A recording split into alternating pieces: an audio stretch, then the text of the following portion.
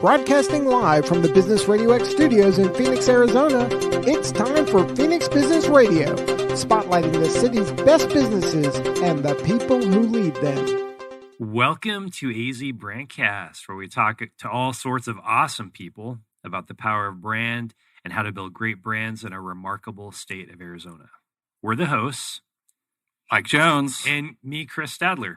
That's awesome. And we're super excited to have a guest on today, Stephen Shadegg, who is did I pronounce that right? You did. Yep. Great. Because for a second I was like, I screwed it up already. You are the state director of the Arizona chapter of Americans for Prosperity.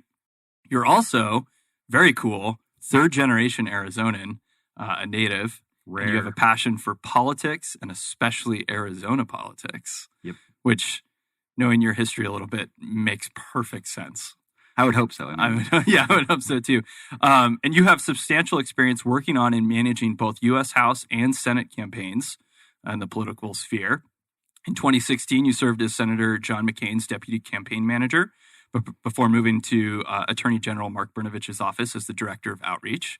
Most recently, you served as Martha McSally's campaign for U.S. Senate in 2018. Is that correct? Correct, yep. And then you're also the son of former Congressman John Shadegg and the grandson of Stephen C. Shadegg, who managed campaigns for Barry Goldwater and grew up working on his father's 8 successful congressional campaigns. That is a mouthful and a resume full. Totally. That's awesome. In your free time, which I assume you have tons of with all these things that you're involved in, you like spending time with your family, which is awesome. Your wife, Stacy, family and friends, boating and offshore fishing. We're gonna have to figure out a way to plug that somewhere in here. There we go. I like that. Jump on that. So we're really excited to have you on. I'm especially excited kind of your deep history and passion for the state of Arizona. There's like perfect alignment with our podcast because of that. And I'm really excited to kind of get your perspective, especially from kind of your political background and things you've been involved with within the state and kind of getting that perspective.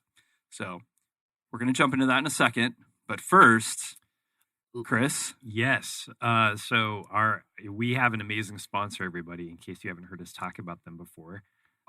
We have amazing friends at Conscious Capitalism who are our sponsor, Conscious Capitalism Arizona, where Mike actually serves as, what's your role again? VP of Marketing, I think, is the official external title that I have. Basically, I just make sure that people know about stuff we're doing, which I'm trying to get better at while I build out my team. Awesome. Yeah. So Mike helps them in their mission. The local association's mission, which is to share with the whole world how doing good in business is just good business, right? Yep. This local chapter of Conscious Capitalism Incorporated hosts tons of local events and provides resources for business leaders to instill a higher purpose in their company and engage all their stakeholders. So you want to be conscious, you want to know more about this, you want to instill this into your business. Want to be around other people who have this idea and share the ethos of conscious capitalism? Well, got good news because you can get in touch at consciouscapitalismaz.com, consciouscapitalismaz.com. Or you can go to ccarizona.org. Arizona spelled out. We just changed the domain. Nice. And I forgot to update the show notes. Good job. So good job changing the domain. Good job changing the domain. Not good job updating the show notes, Mike. Great job. Okay, so to start us off, yes, did you get one last plug for Conscious Capitalism, if you don't mind? We have an event, one of our member meetings on October 24th, which is in 2 days. So lots of lead time for everybody to get that on your calendar and make sure you've got time for that. 5:30 to 7:30 right here at Mac 6 Conscious Workspace. And we're going to be kind of covering what the new chapter look is going to look like over the next year. Events that we have coming up, new programs that we're developing. We have a lot of really cool new things in the works, and we're excited to tell everybody about it. You do not have to be a member to come to this meeting because that's part of our rollout is new membership plans. So come to the meeting, find out how you can become a member, but also just get to know Conscious Capitalism here in Arizona and what we're doing and all the fun, awesome events and programs and activities that we have coming up in 2020. Cool. So it's not too late to sign up? Nope, never too late to sign up. Okay. If you can't sign up because I don't know, you're off the grid, listening to this off the grid, and you don't have access to the internet to actually sign up online, please just show up. We'll register you at the door. It's free. There's no cost. Makes it really easy. Is there food? There is food and drink. There's always food and drink. How do you have I don't know how you do anything like this and not have food and drink. You got to do that. Yeah. That's like part and parcel. That is conscious capitalism. How do you That's take right. care of all your stakeholders? You make sure their bellies are full. Yeah. That should be the first rule. Is it free? It is free. That was a trick question. You know why? Because you already knew. Because there's no such thing as a free. That's why it's not lunch. I'm getting into economics. Okay. So the icebreaker question today. So Yes, we have moving on. Americans for prosperity, right? So maybe a little freedom oriented. We're all freedom lovers here. So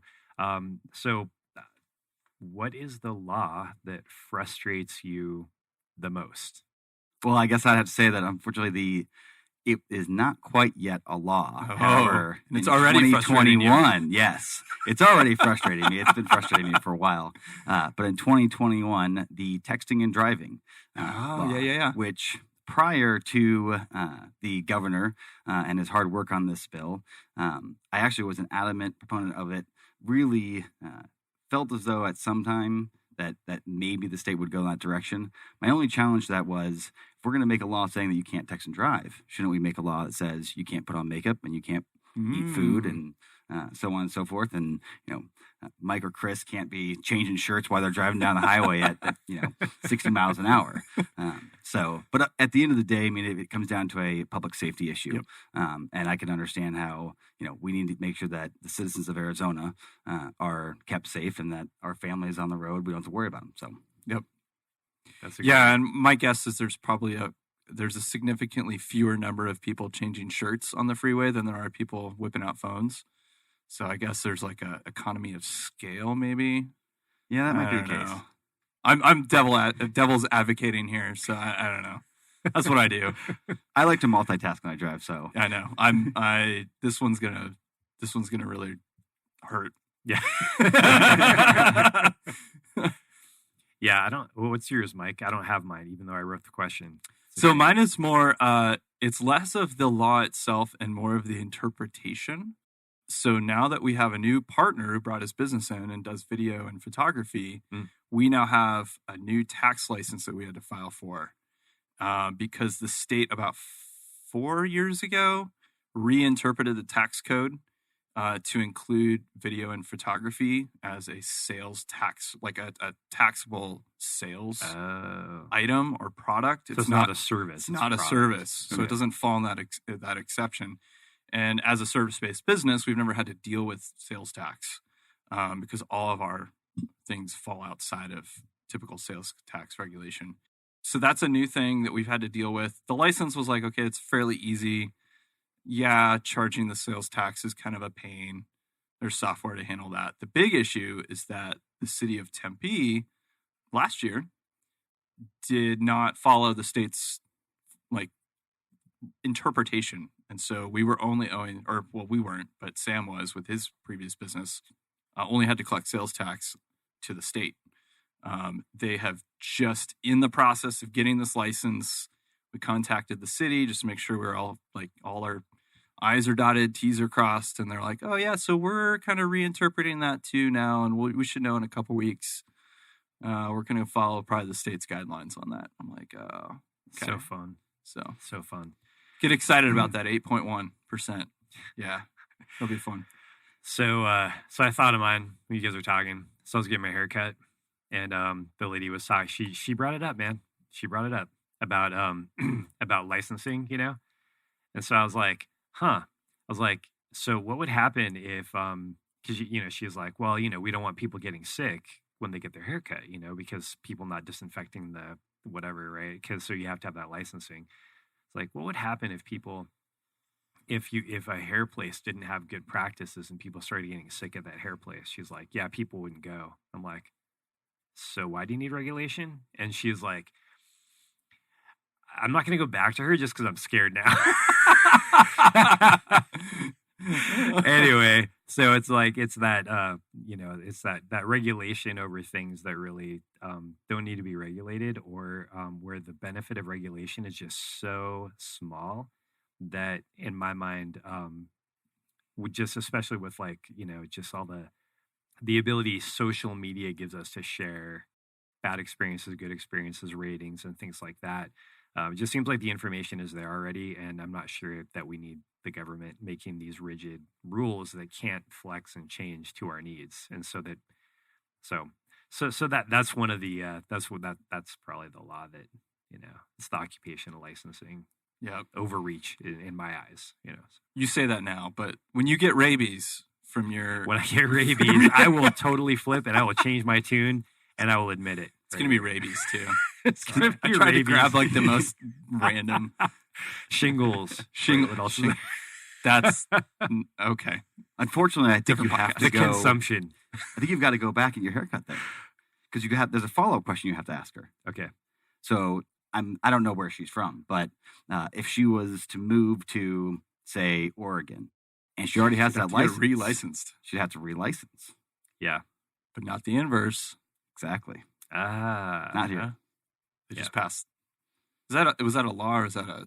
That was last year. Yeah, it was law. Yeah, it was actual. So we're state the law. first state in the country in which, if you have a pre-existing license with over a year that's been valid, and you move to the state of Arizona, that license is still valid in the state of Arizona, which obviously creates a lot of economic opportunity for all types of industries. Yeah. That's awesome. I love it. Yep. And I came from Oregon, so. And this is I one of the intend to reasons why. Cool. So we've talked. We had a conversation before, which was really interesting about Arizona's, just a little bit on Arizona's history and just how in this podcast we're always looking for. We're looking for things in history, things in culture. They're going to help us understand what Arizona's brand is, right? Because Mike and I, we work in branding, and you don't make up a brand. Well, some agencies do, but we don't. You don't make up the brand. You discover it, right? You find out what's really going on in the company, what's really going on in the culture, and then how does that become a strength and leadership? So the question is always, well, what is it about Arizona that makes Arizona so special and that allows Arizona potentially provide leadership for the country, maybe, or maybe the rest of the world? What is so special about us? And so maybe you can talk a little bit about Arizona's history and just kind of the whole. Sure. Yeah. So, when we had talked earlier, I said that, it was a question that I, quite frankly, had not really given much thought to at the time. Although, growing up in Arizona and being around and hearing of certain individuals' names and leaders in this state, I've always heard about it but you never really think about, man, what really does make Arizona so different from so many other states. And if you go back and you look at it, and your question got me thinking about it, and the truth is that I really think it's at the core culture of our state, in some ways, to be almost a pioneer state. You have people like Barry Goldwater, who obviously made a very successful life for him here in the state of Arizona. And Barry Goldwater, when he was a senator, firmly believed that power should rest in the hands of the state and not federal government. And when you put the power in the state, it allows states to drive what laws and regulations they need that are necessary, but also limit those that might limit the opportunities for economic growth. And at that same time, you have governors like Jack Williams, who once again really focused on building Phoenix as a metropolitan city, and was very successful at doing so. And then all the way down the road to now you have people like Governor Doug Ducey. And I think it's that culture of kind of the pioneer and being settled alone and outside and focusing on what's best for our state has really allowed us to focus on the economic freedom aspect of it, which, once again, going back to Barry Goldwater, if you look at Conscious of Conservative, his main purpose there, he outside of Ronald Reagan, some may disagree with this, but I feel as though he was one of the kind of founders of conservatism. And at the end of the day, I feel like there's all this talk about, is Arizona going to be purple? Is it going to be red? Is it going to be blue? And ultimately what I think Arizona really is, and it's going to stay, which is conservative. So we're having interesting conversation earlier about a city, right? So you have a city, and cities usually start to lean more liberal, right? I don't know if that's always true, Sorry, this is a conversation Chris and I were having earlier. Yes. So we're pulling you into something, and maybe you don't want to get sucked into this. Welcome into our conversation that we had earlier. Cities tend towards top-down, like social programs or welfare programs. And that's not just an American or modern sociological thing. That's like a human history. When you see people congregate in one central location, there's opportunity for programs to be developed either at the government level or within a community that help beyond the individual. So that's part of it. There's kind of a natural flow, and then there's also a flow of like typically poverty tends to be attracted to cities, right? Because there's access to resources and people that you don't get outside the city, right? Like if I'm poor and I have an opportunity to move, I'm going to go where I have the most access to the most opportunities to work, the most opportunities to ask for help, and that's going to be where there's more people. And that doesn't just happen like in a modern sense. Like some of this is flowing out of a lot of study of Roman history that I'm going through right now, and how like the cities became massive centers of poverty throughout most of like Roman history because of its access to like wealth, right? The wealthy were there. Those who are disenfranchised and impoverished, primarily from rural areas, who were put out of work really because they imported slaves into these farms, and so they all ended up in cities. Well, I'm thinking of Oregon also. In Oregon, everywhere outside of Eugene, basically outside of the I-5, is they vote. It's very red. Mm-hmm. And then, but like Portland, Eugene, very, very blue, right? Mm-hmm. Just polar, right? And so how does, what does that mean for Phoenix? And I'm wondering what the vision was for building Phoenix as a city, even, what was the. Well, it's a great question. Not to drive us into the deep end. I'm not quite sure what the vision really was when, but I do believe that, and this is something that at Americans for Prosperity, we really do focus on. And I think that if you look at today's atmosphere, everything has become very polarized, and it's right, left, moderate, whatever you want to call it. And at the end of the day, I really do see the country, and I think Arizona is a good example of this, is going back to, is it about a ideology and a party, or is it about a principle and the views and the issues? And with Americans for Prosperity, we focus on the issues and not the party or the, whatever letter, whatever, was sitting next to an individual's name. Because at the end of the day, it's those policies and those issues that really create the impact on society in the state and across the country. And I think that's key for moving forward, both here in Arizona and the state, is we've got to understand that we've got to tear through the atmosphere that exist right now and really get down to the core concepts of what makes America successful and prosperous, and what makes Arizona prosperous. And I think that the vision for Arizona was for Arizona to, although it was the 48th state, I don't see that as the importance of the state in general. I think if you look at the West in general, Arizona is kind of, it stands out amongst others right now. We are, what I'd like to say is kind of the last stronghold in the West Coast, and hopefully that stays true. And I think that is the case because of our conservative philosophical views that really were the foundation back in the 60s and 50s, and when the state was founded. So one of the things I noticed about Arizona, I don't know if this is true or not. This is from my point of view. You look at Arizona, you don't see like the Republican R almost. You really kind of see like you said, conservatism sort of, but more of a kind of like, look, just we don't like to be told what to do. You almost get that, and that's. I always think of like the cowboy heritage. I always think about like the Wild West, kind of like, yeah, it's wild, but it also requires you to kind of have to be strong and be able to deal with stuff because there's freedom. And when there's freedom, there's less safety. They're almost like in inversions of each other, right? Yep. Well, and that's something that we had talked about earlier, which I've always been passionate about, is the kind of cowboy culture in Arizona. Mm-hmm. When you look to places like Tombstone and the famous shootout at OK Corral. And it's the town too tough to die, man. Yeah, you know? exactly.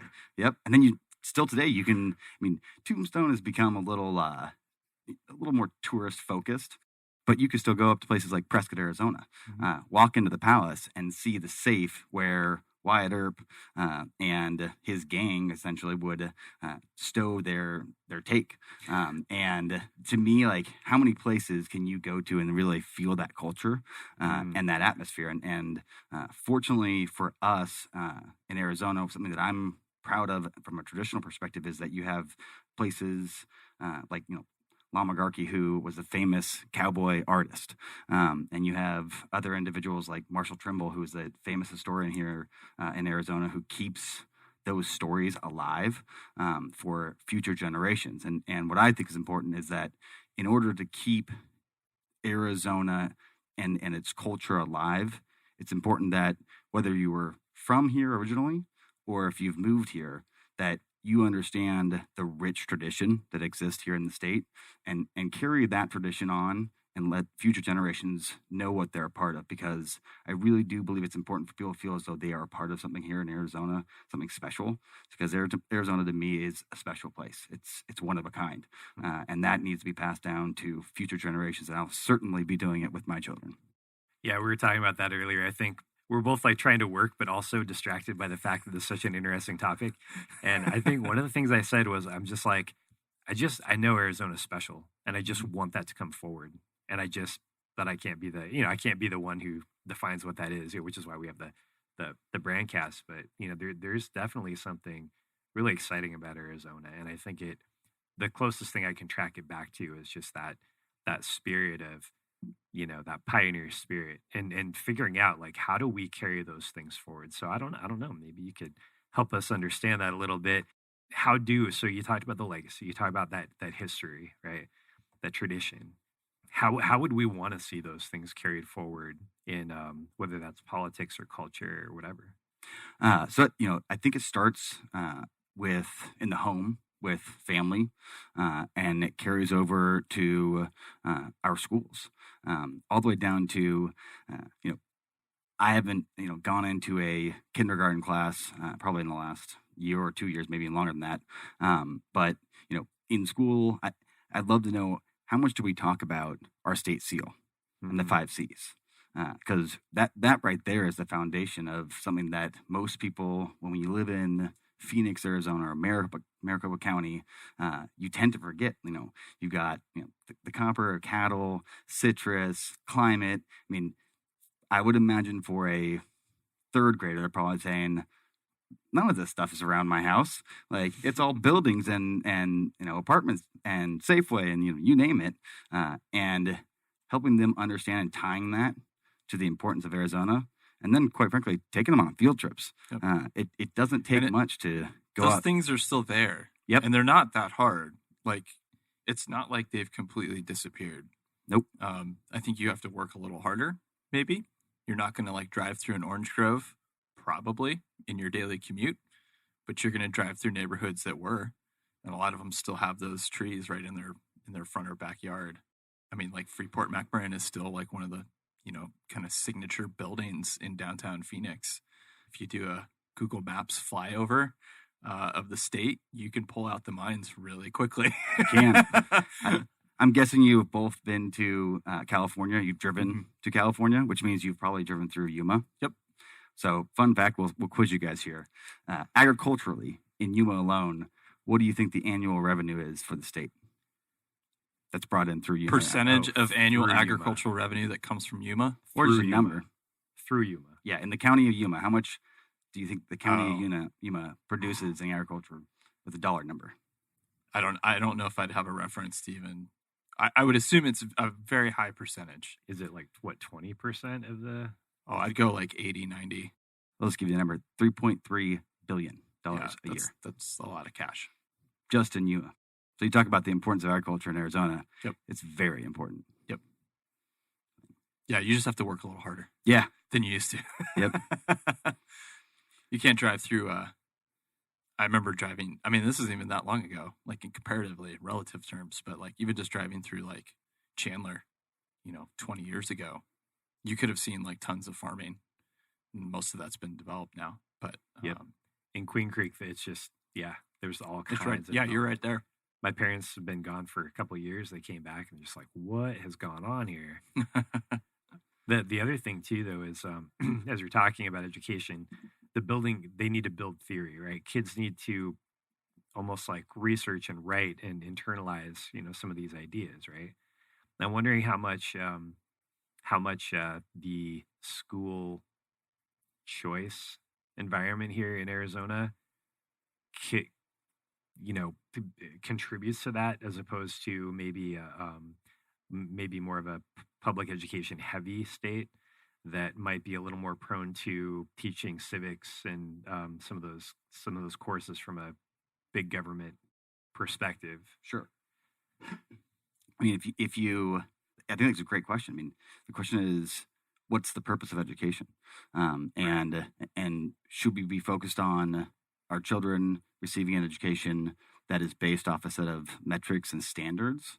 Or should we be focusing on educating our children on issues that they're passionate about and helping them self-actualize and understand that if they want to focus on agriculture and they really care about that when they're in 6th grade, we should make sure that they have the opportunity to attend schools that can help them grow that interest into a career someday if they want to. And they should not be limited essentially by where they live geographically. They should be able to have access to any type of opportunity that they want. So how does that work? Because a lot of other states don't do that. Arizona seems to be kind of on the front, on the kind of leading edge of school choice. Why does it work here and it can't work other places? Well, loaded question. I know, right? I would say that it works here because, again, we have great champions. People like Governor Ducey have allowed those opportunities to really grow. I think there's certainly a lot of room for growth, and there are things that we can do coming down in the future to create more opportunity for students. But again, going back to being proud of Arizona, I am very proud of what we have been able to accomplish here from an educational perspective in the state of Arizona and in other states across our community of Americans for Prosperity. We're in 35 other states, and Arizona is helping those states lead the charge in their activities at their legislative level and to show them why educational opportunities and creating educational choice is extremely important, and not only extremely important, but everybody from the public schools, district schools to charter schools to private schools can all coexist, and we can all educate and help individuals and students become self-actualized. Mm-hmm. How does Arizona's so we have a lot of diversity then, right? In Arizona of thought because of those schools. Is that one of the advantages? I know that there's standardization can be a really good thing sometimes, right? Making sure there are standards. What's wrong with like a Common Core or like we want our kids to be doctors, right, and lawyers and. Yep. I think the issue with standardized testing is one that I can actually speak to personally. Okay. So when I was growing up, my parents, I think it started with, they realized that for some reason I had like some type of speech impediment in like kindergarten. And so I started going to this like speech therapist. And then they said, he doesn't seem to be picking up on things as quickly. And so I basically found out that I had a learning disability. As I grew, I learned that I learned better visually and auditorial than from sitting there and reading it on a piece of paper. And so I struggled with the standardized test. But when you go and you do like an IQ test, it's like, oh, this person's actually a very gifted individual. So we're limiting individuals' ability to grow and be successful based on test scores. I just don't think that's a great model. Gotcha. Well, it's a measurement of one dimension when you're measuring people who are multidimensional, right? This is the challenge of almost any kind of like standardized measurement of a person. So, I mean, we talk about this a lot in our company because we use a lot of like personality behavioral style testing just to kind of Like help each DISC. other. Yeah. Like DISC or Myers-Briggs or StrengthsFinder. There's like 40. We haven't done Enneagrams, but that'd be kind of fun at some point. Anyway, that's one of the things that we've kind of worked through is like team members get frustrated. Like, you're putting me in a box, right? You're boiling me down to 4 things. Really? Like, I'm way more complex than that, right? At least I think I am. And we go, yeah, you are. And the challenge is that when you only use one, right, to measure a group of people, you really are boiling them down to what is an oversimplification of being a human being. Well, And I think in terms of like when you talk about schools and kids, you're really saying like, hey, we're setting a specific, not just a bar, but a kind of bar, right? So for like you, for like how you needed to learn and what kind of style fit you best was not captured in that bar, right? And so it automatically kind of forces people out. And so if you don't have choice, right, that's what we keep talking about. Like, that's the power of choice. You can, whether that's within a more structured system like education or a free market, right? Within a, kind of consumer culture, right? Freedom of choice allows us to self-select the best opportunities, the best options, best decisions based on our own personal complexity, so our own context. And Well, I was saying, and those opportunities should be available to anybody, regardless of their income. Yep. I was very fortunate that my parents recognized it, and I had a private tutor twice a week, every week, from like, I want to say it was 3rd grade all the way through high school. And the individual that I went to, she passed away from cancer when I was very young, and it was a huge impact on my life because she really taught me how to learn. And one of the tricks that she used to do was to have me take like my imaginary camera and snap a photo of it, so like visualize it. And so like there are so many special educators out there, and that can understand individual students and understanding and making sure that whatever student it is and however they learn, they shouldn't have to go to someplace after school, and they shouldn't have to be driven there. They should have access to that, and they should go there all day, every day, and learn the same way as everybody else. It just might be that the tools they use to educate are different. Mm-hmm. Yeah, well, a system that that decides. We can talk all we want about how, we know everyone's different, but we have to have a standard for teaching. But it doesn't matter, right? Because if the standard is this and we reward this, it doesn't matter what we say about people being different and how we, can acknowledge that with our lips. But then, the standards are still the standards, and if you're rewarded based on a particular learning style, then, and I don't have a chance to take my son, who I love deeply, right, out of that situation and put him in a situation where he might be more successful. I mean, that's just heartbreaking at the family level, Yeah, it really is. And I think that's at the core. That's why it's so important that in this state, we continue to drive those opportunities for our children. Well, and then, thinking about it, at the family level, but then also at the economic level. So now you're losing, like from a supply perspective, you're losing a ton of supply when those kids are told, well, you don't really fit in here, you're a bad kid, or, maybe you're not that smart. We're losing a ton of supply in the economy, a ton of thinkers, right? A ton of thought is not realized in our economy.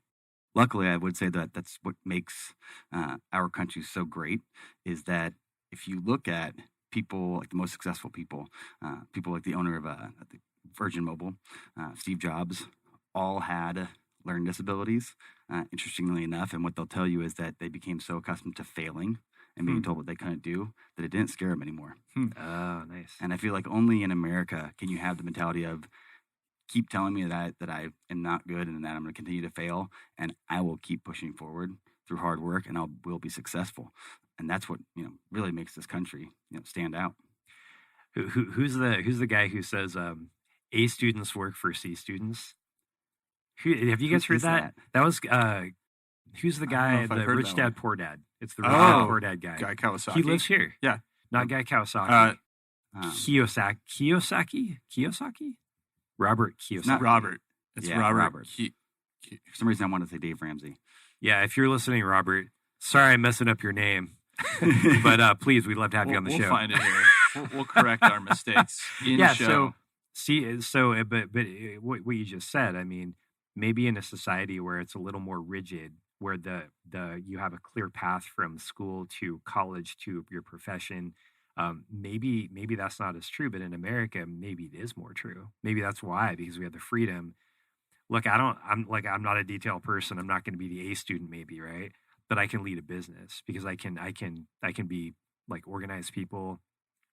I can think that way. I can help people be better. I can delegate. I can let other people be strong where I'm weak, kind of thing, So you can actually create a business and be successful regardless of your grades and your your SAT score. Robert Kiyosaki. Author of Rich Dad Poor Dad, among other books, I believe. But love that guy. We love you, Robert Kiyosaki. Well, I mean, that goes back to why is that student a C?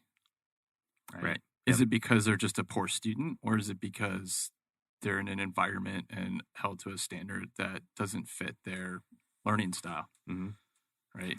And so when you take away the standardization, when they enter the business realm where that standardization is less in play, now they rise to occasions that actually fit them, right? And their abilities and skills and talents and behavioral style becomes a strength rather than a weakness. Yeah.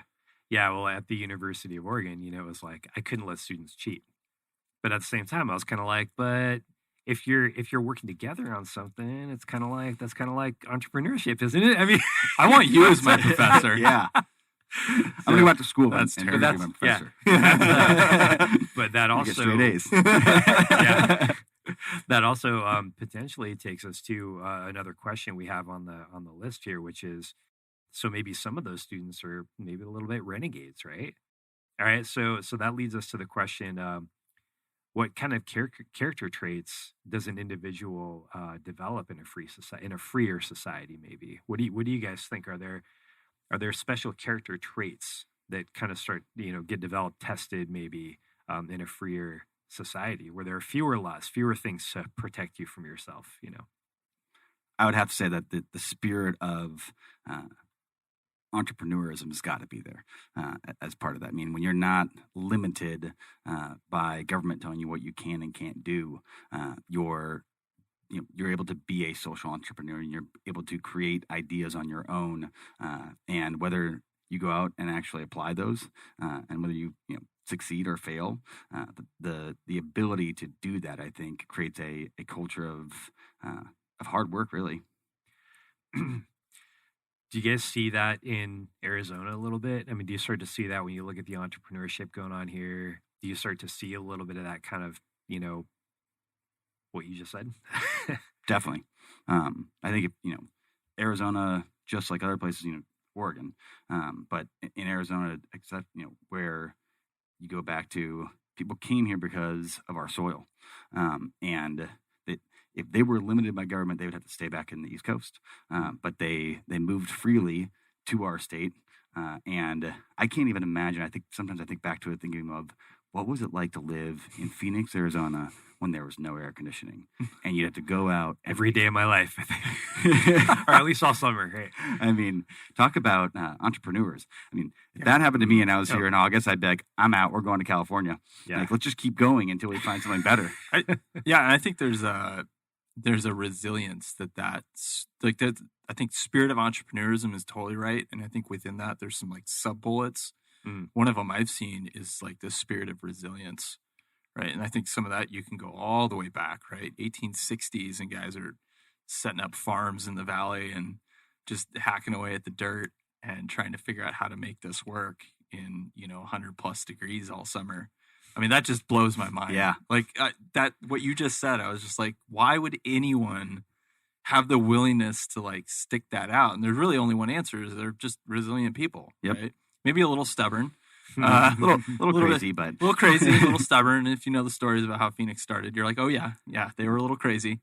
The Wild West, man. But I think we still have that. Like, there's still this sense of like, I'm not hampered by anything other than like the constraints of the physical environment for the most part, like it's pretty easy to stand up a business. It's pretty easy to get started. And really it comes down to like, am I willing to put in the work and the time and have the patience and resilience to get through every hurdle that's going to come up no matter what, right? Because I mean, that's just entrepreneurism. There's going to be hurdles. And can I plow through that? Can I keep hacking at the dirt until I finally get the growth that I'm looking for? I've seen that. And I think I've seen it even less so from a kind of, there's like the governmental regulation side of things, but also from like an investment side. That's one of the common like complaints in the startup community here is there's not enough money in the state, or people who have it aren't investing it in anything other than real estate. Right. And I think that's changing, but that also at the same time is a positive because it forces people to get creative. Be like, how can I bootstrap this? How can I make this work without this like big influx of cash, which has its own challenges, and has its own pitfalls. It's not like one is indicatively like better than the other.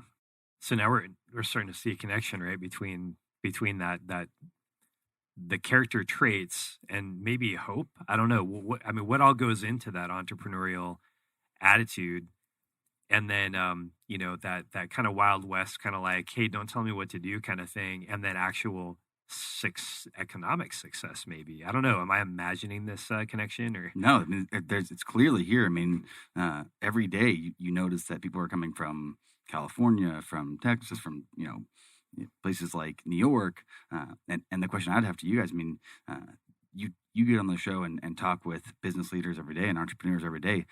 Why are they coming to Arizona?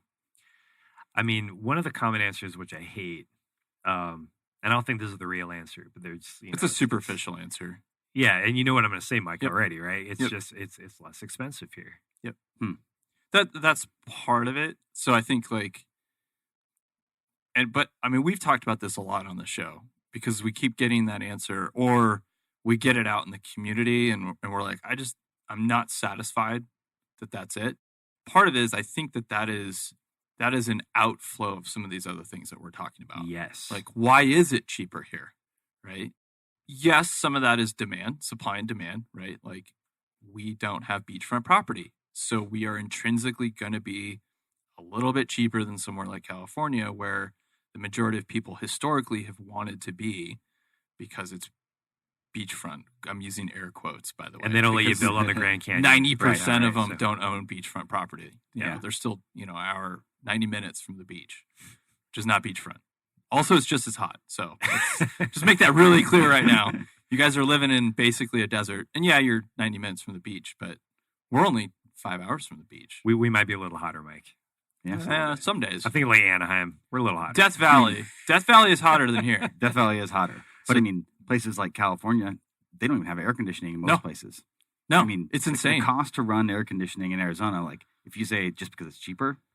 Yeah, I mean, there's other, and that's a superficial, it really only comes down to real estate, right? That's only one economic factor that people are looking at. When you look at I think a lot of hardware-based companies who are building major infrastructure as part of their business and why they're doing that here, what I see is not just, we're going to use a bunch of land and we want to, maximize our dollars, but also we want stability, right? Like, why are server farms popping up all over the Chandler-Elliott Road corridor between basically Chandler through Gilbert? Well, one, access to pipeline because the internet, one of the major hubs is right there in Chandler. And then secondly, when's the last time you got a major earthquake? When's the last time you got a major flood? When's the last time you had a major fire? There's very little that's going to impact their day-to-day infrastructure and business. And I think that's a huge advantage that we have. We're a very stable environment in which to build a real estate-based or a location-based business. And then from a regulatory standpoint, yeah, I was going to ask that. I mean, I just know from anecdotal experience from my cousin trying to set up a coffee shop, like a coffee shop. You can think of what's the simplest hospitality-based business that you could set up. Should be coffee, right? And yet it took them over a year to do that in San Diego, where I know here it probably would have taken them a couple months. Couple hours. Maybe not quite a couple hours. I hate to tie it back, but I would say that goes back to people like Barry Goldwater and allowing the states to have decision rights and not be influenced by the federal government. Yep. So, well, and I was going to see if you, so there's the stability in the sense that the natural stability, no earthquakes, whatever, right? Tornadoes don't really have a ton of those. Monsoons, but they don't affect the server farm.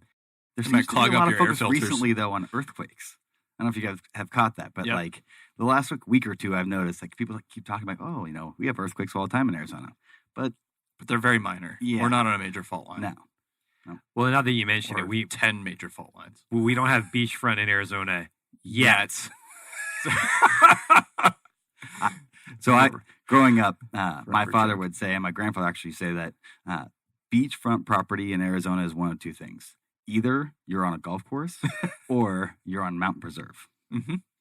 That's beachfront property in Arizona. That's definitely beachfront property. Yeah, people don't tell people in California how beautiful they can be here. Yeah, and that's, I think, another factor.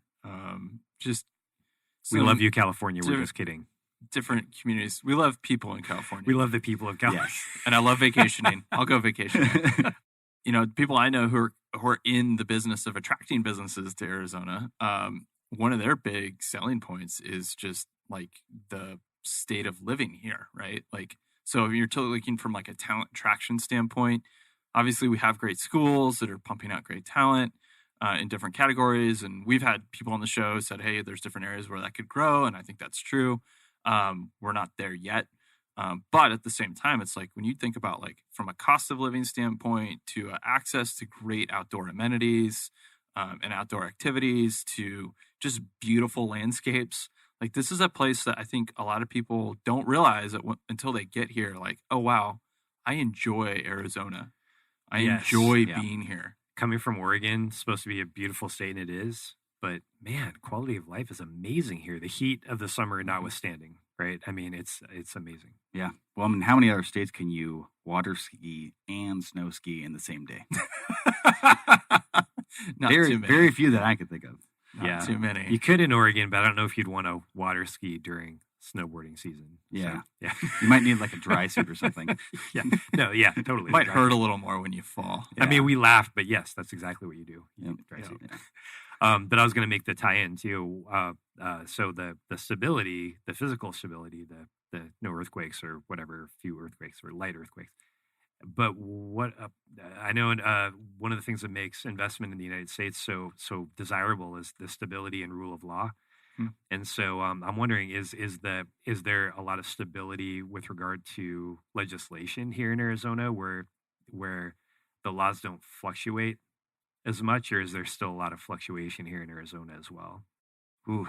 Well, coming from a political background and understanding policy and politics is, at the end of the day, I would say that every single day we have got to fight to keep that stability.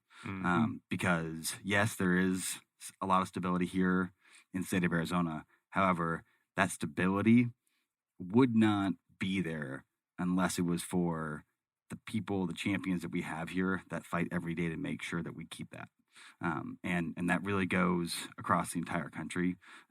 Freedom has got to be the top priority for Americans, in my opinion, because if we do not fight for it, it will be taken away from us. And I know that sounds corny, but it's 100% truth. And every day, I don't know if you get in a rental car these days. Now, if you drive for more than an hour, like this little light flashes, and it's like, consider taking a break. It's like, wait, so I can't even make my own decision to take a break? Are you kidding me? I mean, like someday someone's gonna say, oh, you don't get to drive because we don't trust you. Right. And that right there is a freedom that we've got to fight for. I mean, lots of people ask me, I drive a Ford F-250, and I had a former boss who I will remain unnamed, who asked me, why do you drive this truck? And I said, because I can, because it was my choice. Now there are other reasons. I actually use it for towing and stuff, but Yeah. a lot of it also is because I get joy out of driving the truck. And if I want to take on the financial burden of paying more for fuel, that I should be able to do that.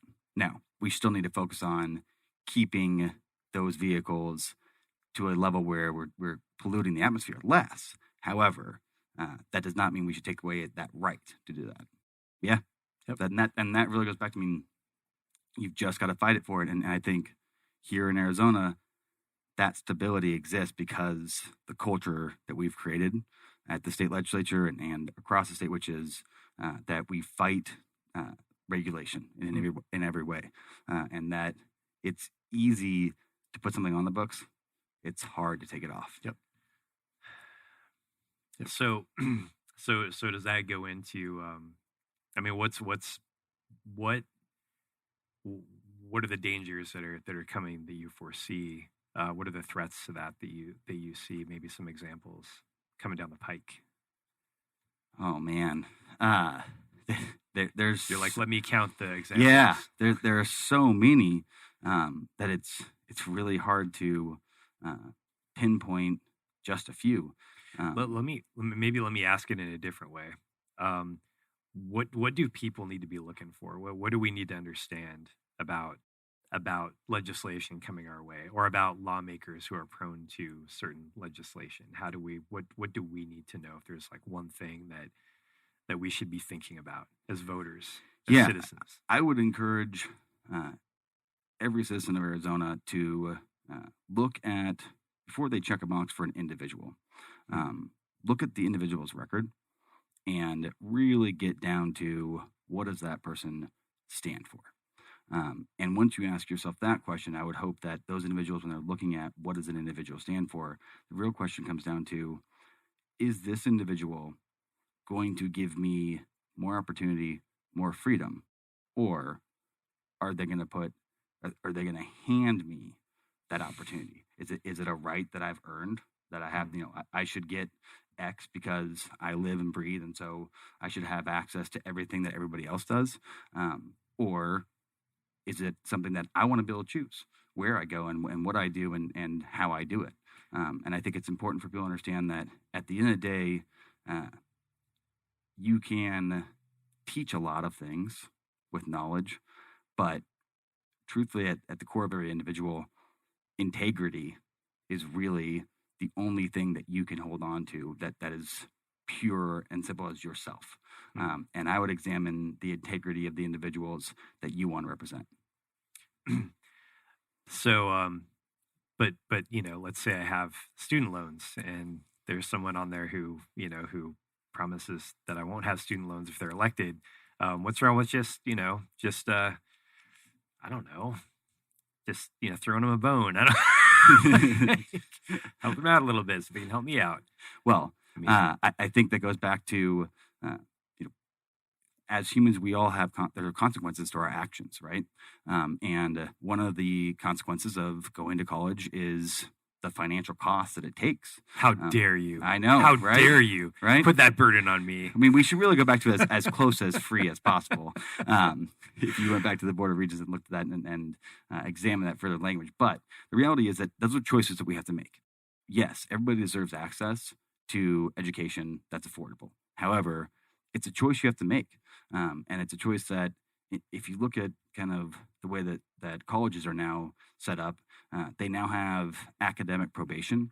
And the real reason I think that academic probation was implemented was because the government wanted to make sure that we were not getting individuals in a position where if they continued to fail, they would never be able to pay off the debt that they were creating with that. And that drives back to, if you have the passion and the drive to be successful, and sometimes you're going to fail, but shouldn't we give people second chances? And if the decision at that point is, I don't want to quit and I'm willing to take on the financial burden that it takes to be successful here because I'm going to be successful, then we should allow that opportunity. But that's a decision individuals have to make, knowing that there will be consequences of paying that debt off. Yes.